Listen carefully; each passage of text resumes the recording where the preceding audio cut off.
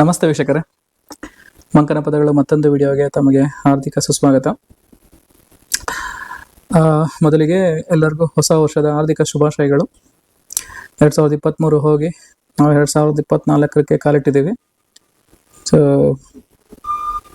ಎಲ್ಲರಿಗೂ ಐಶ್ವರ್ಯ ಆರೋಗ್ಯ ಕೊಟ್ಟು ದೇವ್ರು ಕಾಪಾಡಲಿ ಅಂತ ನಾನು ವಿಶ್ ಮಾಡ್ತೀನಿ. ಸೊ ಇವತ್ತು ನಾನು ಮಾತಾಡೋಕೆ ಹೊರಟಿರೋ ಟಾಪಿಕ್ ಯಾವುದಪ್ಪ ಅಂತ ಹೇಳಿದ್ರೆ ರಿಲೇಟೆಡ್ ಟು ಟೈಮ್, ಅಂದರೆ ಕಾಲ. ಸೊ ನೀವು ಎಲ್ಲರೂ ಕೇಳಿರೋ ಹಂಗೆ ಕಾಲಾಯ ತಸ್ಮೈ ನಮಃ ಅಂತ ಒಂದು ಗೋಲ್ಡನ್ ಸ್ಟೇಟ್ಮೆಂಟ್ ಕೂಡ ಇದೆ ಅಲ್ವಾ. So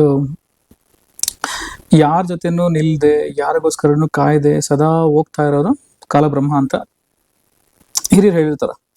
so time and tide waits for none ಅಂತ ಇವನ್ ವೆಸ್ಟರ್ನ್ ಪ್ರವರ್ಬ್ ಕೂಡ ಇದೆ.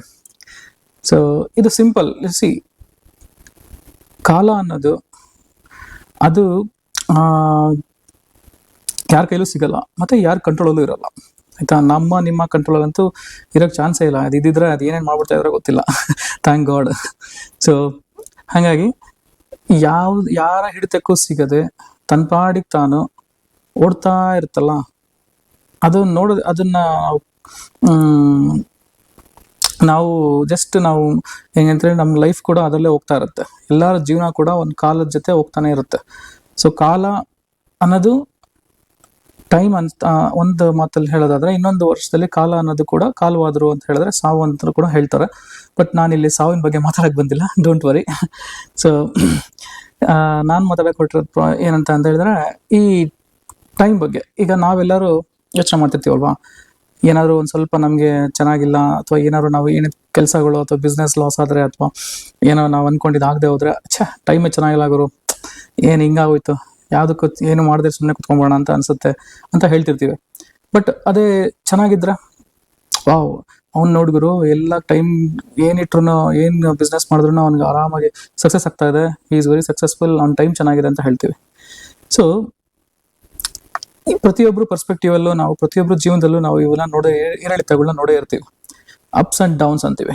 ಸೊ ಇದೆಲ್ಲದಕ್ಕೂ ಕಾಲ ಕಾರಣ ಅಲ್ಲ. ಆ ಕಾಲಘಟ್ಟದಲ್ಲಿ ನಮ್ಗೆ ಆ ಥರ ಸಿಚುವೇಶನ್ ಬಂದಿರುತ್ತೆ. ಅದು ಬಿಟ್ರೆ ನಾವು ಟೈಮ್ನ ಯಾವುದೇ ರೀತಿ ಕಂಪ್ಲೇಂಟ್ ಮಾಡೋಕ್ಕಾಗಲ್ಲ ಅಲ್ವಾ.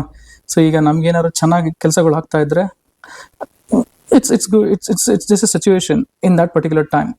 ಸೊ ಆ ಕಾಲದಲ್ಲಿ ನಮಗೆ ಚೆನ್ನಾಗಿ ಆಗ್ತಾ ಇದೆ ಅಂತ ಅನ್ಸಿದ್ರೆ ಓಕೆ, ಒಳ್ಳೆ ಕಾಲ ಅಂತ ನಾವು ಅನ್ಕೊಂತೀವಿ ಅಷ್ಟೇ. ಬಟ್ ಕಾಲ ಈಸ್ ಎ ಕಾನ್ಸ್ಟೆಂಟ್. ಎಲ್ಲರಿಗೂ ಕಾಲ ಅನ್ನೋದು ಒಂದೇ ಥರ ಇರುತ್ತೆ.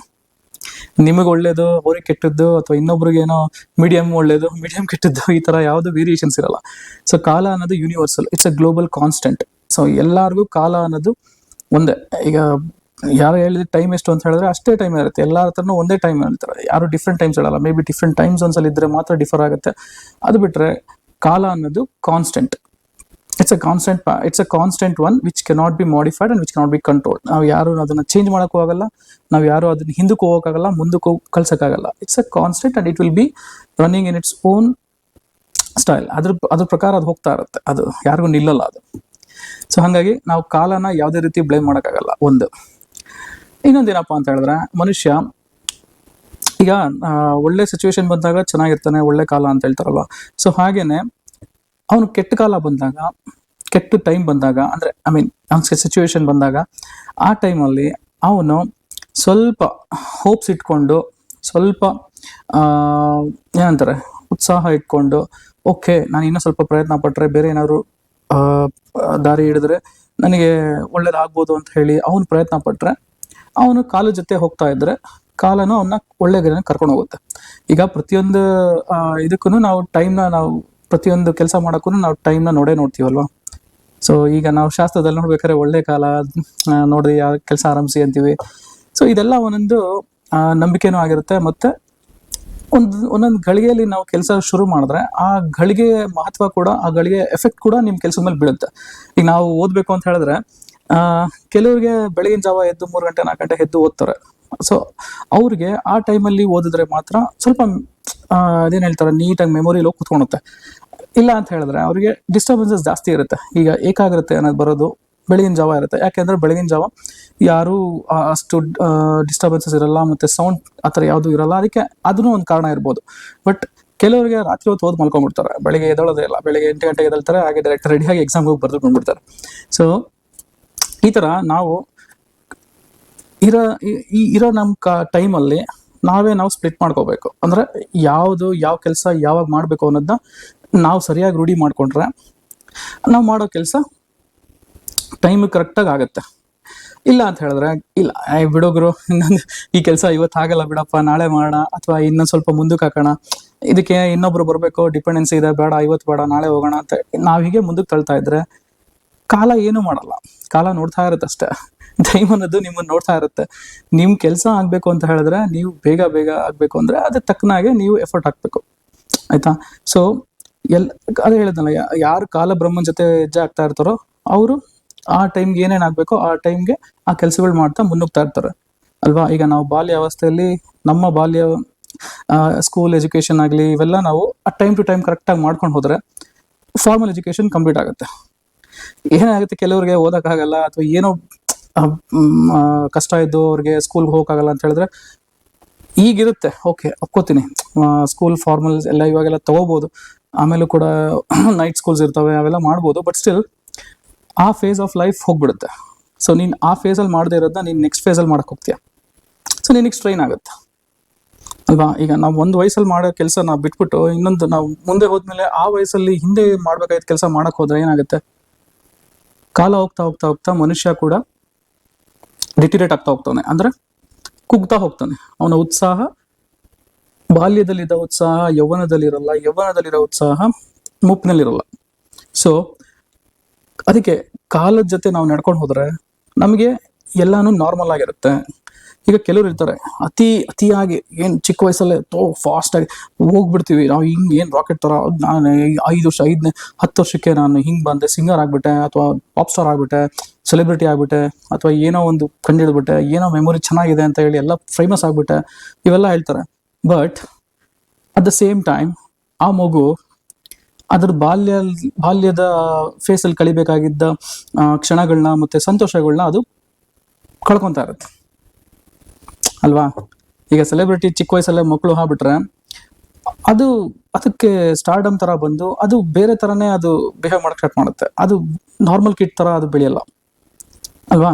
ಸೊ ಅದಕ್ಕೆ ಹೇಳೋದು, ಯಾವ್ಯಾವ ವಯಸ್ಸಲ್ಲಿ ಏನೇನ್ ಮಾಡ್ಬೇಕು, ನಾವು ಕಾಲದ ಜೊತೆ ನಾವು ನೀಟಾಗಿ ಹೆಜ್ಜೆ ಹಾಕೊಂಡು ಹೋದ್ರೆ ನಮ್ ಜೀವನ ನಾರ್ಮಲ್ ಆಗಿರುತ್ತೆ.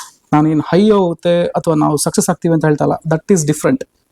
V will be living a normal life, will be leading a normal life. ನಾವು ನಾರ್ಮಲ್ ಜೀವನ ಮಾಡ್ಕೊಂಡು ಹೋಗ್ಬೋದು ಅಲ್ವಾ.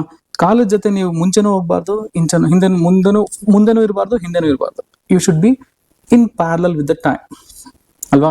ಸೊ ಕೆಟ್ಟ ಟೈಮ್ ಬಂತು ಅಂತ ಹೇಳಿ ನಾವು ಕುಕ್ಕೊಂಡು ನಾವೇನು ಮಾಡ್ದಿರಾ ಇದ್ರೆ ಆ ಟೈಮಲ್ಲಿ ಮಾಡ್ಬೇಕಾಗಿರೋ ಕೆಲಸ ನಮ್ಗೆ ಆ ಟೈಮ್ ಇರೋ ಉತ್ಸಾಹ, ಆ ಟೈಮಲ್ಲಿ ಇರೋ ನಮ್ಗೆ ಎನ್ಕರೇಜ್ಮೆಂಟು, ಬೇರೆಯವರಿಂದ ನಮ್ಗೆ ಸಿಗ್ತಾ ಇರೋ ಹೆಲ್ಪ್, ಅದು ಮತ್ತೆ ನಮ್ಗೆ ಸಿಗಲ್ಲ. ಸೊ ಯಾವ ಟೈಮಲ್ಲಿ ಏನ್ ಮಾಡ್ಬೇಕೋ ಅದು ಮಾಡಿದ್ರೆ ಮಾತ್ರ ನಮ್ಮ ಜೀವನ ನಾರ್ಮಲ್ ಆಗಿರುತ್ತೆ. ಸೊ ಅದಕ್ಕೆ ವೀಕ್ಷಕರೇ ನಾನು ಹೇಳ್ತಾ ಇರೋದು, ಕಾಲದ ಜೊತೆ ಹೋಗೋಣ. ನಾವು ಯಾವಾಗೂ ಅಷ್ಟೇ ಏನಾಯ್ತು ಏನೋ ಬಿಟ್ಬಿಡಿ, ಏನಾದ್ರು ಆಗುತ್ತೆ. ಈಗ ಒಂದು ಟೈಮಲ್ಲಿ ನಾವು ನಮ್ಮ ಸಿಚುವೇಶನ್ ಇದ್ದಂಗೆ ಇನ್ನೊಂದು ಟೈಮಲ್ಲಿ ಇರಲ್ಲ. ಕಾಲಾಯ ತಸ್ಮೈ ನಮಃ ಅಂತಾರಲ್ಲ, ಕಾಲ ಅದೇ ರೀತಿ ಕಾಲನೇ ಎಲ್ಲದಕ್ಕೂ ಮದ್ದು ಕೂಡ. Time is the only medicine for all sorts of problems ಅಂತ ಹೇಳ್ತಾರೆ ಯಾರೋ ಒಬ್ರು ಹಿರಿಯರು ಇಂಗ್ಲಿಷಲ್ಲಿ. ಸೊ ಕಾಲನೇ ಎಲ್ಲದಕ್ಕೂ ಮದ್ದು. ಈಗ ನೀವು ಏನೇ ಕಹಿ ಘಟನೆಗಳು ನಡೀಲಿ, ಅಥವಾ ಯಾರೇ ನಿಮ್ ಹತ್ತಿರವಾದವರು ತೀರೋಗ್ಬಿಟ್ರೆ, ತುಂಬಾ ಕ್ಲೋಸ್ ಇರೋರು, ತಂದೆ ತಾಯಿ ಅಥವಾ ಬ್ರದರ್ಸ್ ಆರ್ ಎನಿಬಡಿ, ನಿಮ್ಮ ಅಜ್ಜಿ ತಾತ ಯಾರೇ ಆಗ್ಲಿ, ನಿಮಗೆ ಪ್ರೀತಿಯ ಪಾತ್ರ ತೀರೋಗ್ಬಿಟ್ರೆ ಆ ನೋವು ನಮ್ಗೆ ಸ್ವಲ್ಪ ದಿವಸ ಇದ್ದೇ ಇರುತ್ತೆ. ಬಟ್ ಕಾಲ ಮುಂದೆ ಹೋಗ್ತಾ ಏನಾಗುತ್ತೆ, ಅದೇ ಮರೆಸುತ್ತೆ. ಈಗ ನಿಮ್ಗೆ ಮದುವೆ ಆಯ್ತು, ಮಕ್ಕಳಾಯ್ತಾರೆ, ಈಗ ನಿಮ್ ಮಕ್ಕಳನ್ನ ನೋಡ್ಕೊಂಡು ನೀವು ಮುಂದಕ್ಕೆ ಹೋಗ್ತೀರಾ. ಈಗ ನಾವು ಪಾಸ್ಟ್ಗಂತೂ ಕಾಲ ಏನ್ ಮಾಡುತ್ತೆ ಹೇಳಿ ಮರ್ಸ್ಬಿಡುತ್ತೆ. ಆ ಪರ್ಟಿಕ್ಯುಲರ್ ನೋವನ್ನ ಮರೆಸಿ ಹೊಸ ಹ್ಯಾಪಿನೆಸ್ ನ ಕೊಡುತ್ತೆ. ಹಾಗೇನೆ ಹೊಸ ಹ್ಯಾಪಿನೆಸ್ ಕೂಡ ಹೋಗಿ ಹಳೇದು ನೋವು ಕೂಡ ಬರುತ್ತೆ. ಹೀಗೆ it will give you it as time passes, you will be experiencing both ups as well as downs. So up down ಬರೋದು ಅದು ಜೀವನದ ಸಿಚುವೇಶನ್ಗಳು, ಅದಕ್ಕೂ ಕಾಲಕ್ಕೂ ಸಂಬಂಧನೇ ಇಲ್ಲ.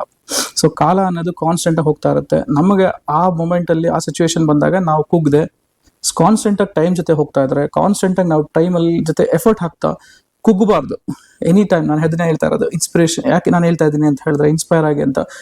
ಯಾವುದೇ ಕಾರಣಕ್ಕೂ ನೀವು ಡಿಪ್ರೆಷನ್ಗೆ ಹೋಗಿ ಅಥವಾ ಆ ಟೈಮಲ್ಲಿ ಏನೋ ಕಹಿ ಘಟನೆ ನಡೀತು ಅಂದ್ಬಿಟ್ಟು ನೀವು ನಿಮ್ಮ ಜೀವನನ ಹಾಳು ಮಾಡ್ಕೊಂಡ್ರೆ, ಕುಡಿತಕ್ಕೆ ದಾಸರಾಗೋ, ಮದ್ಯ ವ್ಯಸನಿಗಳಾಗಿ, ಡ್ರಗ್ ಅಡಿಕ್ಟ್ಸ್ ಆಗಿ, ಅಥವಾ ಏನೂ ಮಾಡದೆ ಸುಮ್ಮನೆ ಲೆಥಾರ್ಜಿಕ್ ಆಗಿ ಕಾಲಹರಣ ಮಾಡಿಕೊಂಡು ನಾನು ಏನು ಕಲಿಯಲ್ಲ, ನಾನು ಹಿಂಗೆ ಇದ್ಬಿಡ್ತೀನಿ ಅಂತ ಹೇಳಿ ಈಗ ಫಸ್ಟ್ ಆ ಸ್ಟೇಜಲ್ಲಿ ನೀವೊಂದು ಗ್ಯಾಪ್ ಅನ್ನೋದು ಕೊಟ್ಬಿಟ್ರೆ, ಆ ಗ್ಯಾಪ್ ಹಾಗೆ ಉಳ್ದೋಗ್ಬಿಡುತ್ತೆ.